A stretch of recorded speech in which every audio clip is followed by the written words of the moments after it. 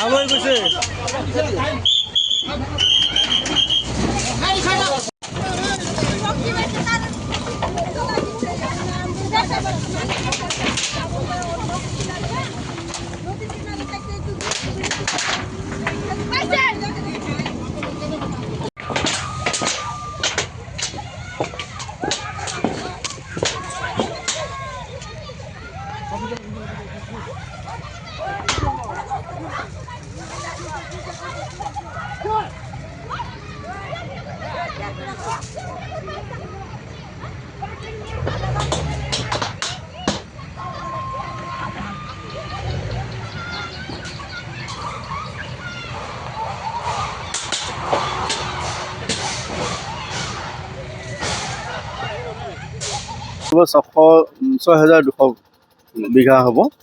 আৰু মুঠ ভূমি ইমানখিনি আৰু পৰিয়াল হিচাপে প্ৰায় 710 পৰিয়াল আছে আৰু বেছিভাগ মানুহৰে ইয়াত খেতি বাতি কৰি মানে বেদখলটো বেছিকৈ কৰিছে তেওঁলোকে খেতি বাতি বেছিকৈ কৰিছে আছে আছে প্ৰায় 710 মানুহৰ ঘৰ ইয়াত আছে আৰু তেওঁলোকে মিলি খেতি বাতি কৰি আছে তেওঁলোকে কিছু এৰিয়া মই দেখিছোঁ যে পূৰ্বৰ কিছুমান ষ্ট্ৰাকচাৰ আছে সেই ষ্ট্ৰাকচাৰৰ ওপৰতে ঘৰটো বনাইছে গতিকে এইটোৱে প্ৰমাণ কৰিছে পূৰ্বতে ইয়াত এভিকশ্যন হৈছিলে আৰু সেই এভিকশ্যন এৰিয়াতে আকৌ তেওঁলোকে ৰিএনফৰ্চমেণ্ট কৰিছে ইয়াতে আজি আৰু কালি কোনো ধৰণৰ বিসংগতি বা অসুবিধাৰ সন্মুখীন হ'ব নালাগে কাৰণ আমি যিখিনি সুপ্ৰিম কোৰ্টৰ গাইডলাইন আছে সেই গোটেই গাইডলাইনখিনি আমি ফ'ল' কৰিছোঁ যিখিনি নটিচ দিবলৈ নটিচ হৈছে যিখিনি তেওঁলোক গেপ টাইম দিবলৈ সেই গেপখিনি দিয়া হৈছে আৰু তাৰ উপৰি তেওঁলোকক পাৰ্চনেলিও মই নিজে বা আমাৰ SSP আমি নিজে আহি তেওঁলোকক বুজাই কৈছোঁ যে তেওঁলোকে ইয়াৰ পৰা উঠি যাব লাগে তেওঁলোকৰ যিহেতু ইয়াত কোনো গ্ৰেভেজটো নাথাকে বা তেওঁলোক ওজৰ প্ৰতি নৰজে ইয়াতে তেওঁলোক কোৱা হিচাপে আমি বহুতবাৰ মাইকিং কৰি তেওঁলোকক জনাইছোঁ তেওঁলোকে ইয়াৰ পৰা উঠি যাব লাগে সেইফালৰ পৰা আমি নাভাবোঁ যে তেওঁলোকে ইয়াত কিবা অপ্ৰীতিকৰ পৰিস্থিতি হ'ব বুলি কাৰণ তেওঁলোকে ভালকৈ জানে এইটো পৰা যাব লাগিব বুলি ইয়াৰ চাৰিওফালে কি আপোনাৰ ওৰাং ৰাষ্ট্ৰীয় উদ্যান আনফালে বুঢ়াচাপৰি অভয়াৰণ্য আৰু কোচমৰা এই সংৰক্ষিত বনাঞ্চল এইখিনি বনানীকৰণ অঞ্চল বনাঞ্চল নেকি এইটো বনানীকৰণ অঞ্চল আছিলে আমাৰ মানে কম্পেনচেটৰী এফৰেষ্টেশ্যন যিটো এৰিয়া আছে যিটো আমি ফৰেষ্টৰ এৰিয়া আছিলে সেই এৰিয়াখিনি তেওঁলোকে দখল কৰি আছে কৰি দিয়া হৈছে আচলতে যি ধৰণৰ